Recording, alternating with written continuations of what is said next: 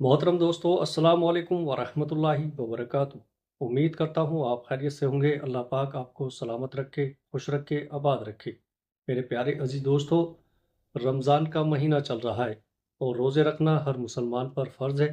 लेकिन रमज़ान के इस मुबारक महीने में अक्सर हमारे जहन में ये सवाल आता है कि क्या हमारा रोज़ा कबूल हुआ या नहीं, यानी रोज़ा कबूल होने की क्या निशानी है। तो प्यारे अजीज़ों, चलिए जानते हैं रोज़ा कबूल होने की 3 निशानियाँ कौन कौन सी हैं। रोज़ा रखना तो एक बड़ी बात है ही, लेकिन उससे बड़ी बात ये होती है कि हमारा रोज़ा कबूल होना चाहिए, यानी कि जो अमल हम कर रहे हैं उसका करना बहुत बड़ी बात नहीं है, बल्कि हमारे उस अमल को अल्लाह तबारक व तआला अपनी बारगाह में कबूल फरमा ले, ये बड़ी बात है। हम रोज़ा रख रहे हैं, ये तो फ़र्ज़ है, लेकिन अल्लाह तबारक व तआला हमारा रोज़ा कबूल कर ले, ये उससे भी बड़ी बात है। आप सल्लल्लाहु ताला अलैहि वसल्लम ने इरशाद फरमाया, रोज़ा सिर्फ ना खाने पीने का नाम नहीं है, बल्कि रोज़ा नाक कान ज़ुबान का है।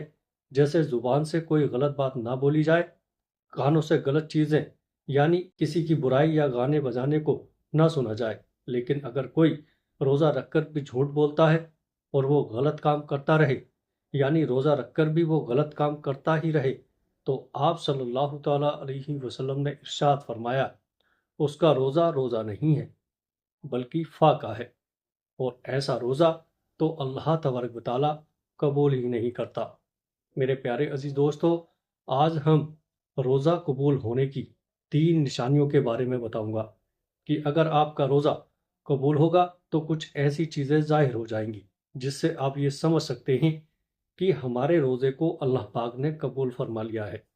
प्यारे अजीज़ों, जब कोई इंसान रोज़ा रखता है तो फिर वो बहुत सारे एहतियात करता है कि कहीं ऐसा ना हो कि हमारा रोज़ा मकरूह भी हो जाए। रोज़ा मकरूह होने से भी उसको डर लगता है, क्योंकि सबसे पहली बात तो उसने खाना पीना छोड़ दिया है, और जिसको जो अमल था उसने वो भी खाना छोड़ दिया। तो वो सोच रहा होता है कि अब ऐसा ना हो कि हमारी छोटी सी गलती की वजह से हमारा रोज़ा कहीं बर्बाद ना हो जाए।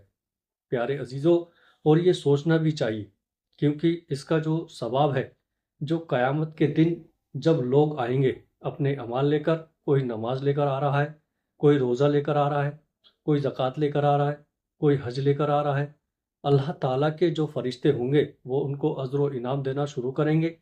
नमाजी को उसका इनाम मिल जाएगा, सदका देने वाले को उसका सिला मिल जाएगा, हज करने वाले को फरिश्ते उसका बदला और इनाम दे देंगे। प्यारे अजीजों, फिर अब बारी आई रोजेदार की, तो फरिश्ते कहेंगे, मौला, ये रोजेदार है जिसने तेरे लिए रोजा रखा था, भूखे और प्यासे रहे थे, तो क्या इनको इसका अजर दे दिया जाए। तो अल्लाह तबारक व तआला फरमाएगा, फरिश्तों पीछे हट जाओ, इसका रोज़ा खालिस मेरे लिए था और मैं खुद इसके रोज़े का अजर अता करूंगा। अल्लाह तबारक व तआला क़यामत के दिन उनको अजर अता करेगा। दोस्तों, जब भी हमारी कोई इबादत यानी हमारी नमाज कबूल होती है तो अल्लाह तबारक व तआला की बारगाह में तो कौन सी निशानी नज़र आती है, यानी कैसे पता चलता है कि हमारी नमाज कबूल हुई। जैसे अगर आपने नमाज पढ़ी, मसलन आपने फजर की नमाज पढ़ी, फजर की नमाज पढ़ने के बाद आपने जोहर की नमाज भी पढ़ ली, यानी आपको जोहर पढ़ने की तौफीक मिल गई, तो इस बात की निशानी है कि आपकी फजर की नमाज को अल्लाह तबारक व तआला ने कबूल फरमा लिया है। तो ऐसा क्यों कहा गया? क्योंकि आपके दरवाजे से ना जाने रोजाना कितने लोग गुजरते होंगे, तो क्या आप किसी को घर के अंदर बुलाते हैं? नहीं ना। यानी आप जिनसे मोहब्बत करते हैं, जो अपने खास हैं, उनको बुलाते हैं। अगर कोई एक बार आपके घर आ गया और आपको अगर उसका आना बहुत अच्छा लगा, फिर आप उसे फिर से बुलाएंगे कि भाई साहब, घर आ जाओ, थोड़ी देर बैठो, हम बातें करते हैं, गुफ्तगू करते हैं। यानी जब किसी इंसान का आपको कोई काम अच्छा लगता है या उसका रवैया अच्छा लगता है, तो आप उसे बार बार अपने पास बैठाना चाहते हो, उससे बातें करना चाहते हो। इसी तरह से जब अल्लाह ताला किसी की नमाज को कबूल फरमा लेता है, तो फिर अगली नमाज की उसको तौफीक अता फरमा देता है, वो अगली नमाज भी पढ़ लेता है। وہ اگلی نماز بھی پڑھ لیتا ہے۔ جب اللہ اسے پڑھنے کی توفیق دیتا ہے تو یہ نشانی ہوتی ہے کہ پچھلی نماز کو اللہ تعالیٰ نے قبول فرما لیا۔ اور اگر ہمیں نماز پڑھنے کا وقت نہیں مل رہا ہے تو ہم یہ نہ سوچیں کہ ہمیں وقت نہیں ملا اس لیے ہم نے نماز نہیں پڑھی، بلکہ یہ سوچا کریں کہ ہم کتنے بڑے گنہگار ہیں، ہم نے ایسا کیا گناہ کر دیا کہ اللہ تعالیٰ نے ہمیں اپنے سامنے کھڑا کرنا بھی پسند نہیں کیا۔ اسی طرح سے روزہ اگر ہم نے ایک روزہ رکھا اس کے بعد ہم نے اگلا روزہ بھی رکھ لیا تو یہ اس بات کی نشانی ہو گئی کہ ہمارے پچھلے روزے کو اللہ تبارک و تعالیٰ نے قبول فرما لیا ہے۔ لیکن اس کا مطلب یہ نہیں کہ آپ روزہ رکھ کر بھی غلط کام کرتے رہیں، جھگڑا کرتے رہیں، گالی گلوچ کرتے رہیں، جو نہیں دیکھنا چاہیے وہ دیکھتے رہیں، جو نہیں سننا چاہیے وہ سنتے رہیں، یعنی وہ سارے کام آپ کر رہے ہیں روزہ رکھ کر جن سے اللہ تعالیٰ نے روکا ہے، تو پھر آپ کے روزے رکھنے کا کوئی فائدہ نہیں ہے۔ پیارے عزیزو، انسان کمزور ہے اور اللہ کو یہی ادا تو پسند ہے کہ دیکھو میرے بندے کو بھوک بھی لگ رہی ہے، پیاس لگ رہی ہے، لیکن پھر بھی میرے لیے بھوکا اور پیاسا ہے۔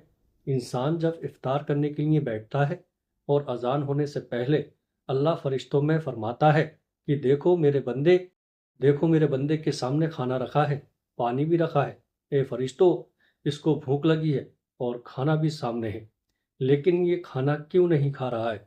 تو فرشتے جواب میں کہتے ہیں کہ مولا اس کو تیری محبت نے روکے رکھا ہے۔ اللہ تبارک و تعالیٰ اپنے فرشتوں سے فرماتا ہے کہ اس کے سامنے پانی رکھا ہے، یہ پانی کیوں نہیں پیتا؟ تو فرشتے عرض کرتے ہیں کہ اے مولا اسے تیرے ڈر اور خوف نے روک رکھا ہے۔ تو اللہ تعالیٰ خوش ہوتا ہے اور جیسے ہی اذان ہوتی ہے تو انسان کھانا کھانا شروع کر دیتا ہے۔ تو اللہ تعالیٰ فرماتا ہے دیکھو میں نے اجازت دے دی تو کس طریقے سے کھانا کھا رہا ہے۔ یہ ادا اللہ تعالیٰ کو بہت پسند ہوتی ہے۔ تو کسی انسان کا روزہ اللہ تعالیٰ قبول فرما لیتا ہے تو اس کو ذہنی سکون ملتا ہے، دل میں تقویت حاصل ہوتی ہے، اگلے روز کی توفیق ملتی ہے۔ لوگ یہ سوچتے ہیں کہ روزہ رکھ کے کمزور ہو گئے، لیکن ایسا نہیں ہے۔ جب انسان کا روزہ اللہ تعالیٰ اپنی بارگاہ میں قبول فرما لیتا ہے تو اس انسان کے اندر ایک اندرونی طاقت اس کو ملتی ہے۔ اوپر سے وہ کمزور دکھ رہا ہے لیکن اندر سے اسے ایک طاقت اور قوت ملتی ہے، وہ بندہ خود محسوس کرنے لگتا ہے۔ یہ روزے کا کمال ہے۔ اس لیے پیارے دوستو، روزے کو ہرگز مس نہ کریں، ہرگز نہ چھوڑیں۔ آپ صلی اللہ تعالیٰ علیہ وسلم نے ارشاد فرمایا جس نے ایک روزہ بغیر بیماری یا بغیر مجبوری کے چھوڑ دیا تو پھر ساری زندگی بھر بھی اگر وہ روزے رکھے تو اس کا پورا حق ادا نہیں ہو سکتا۔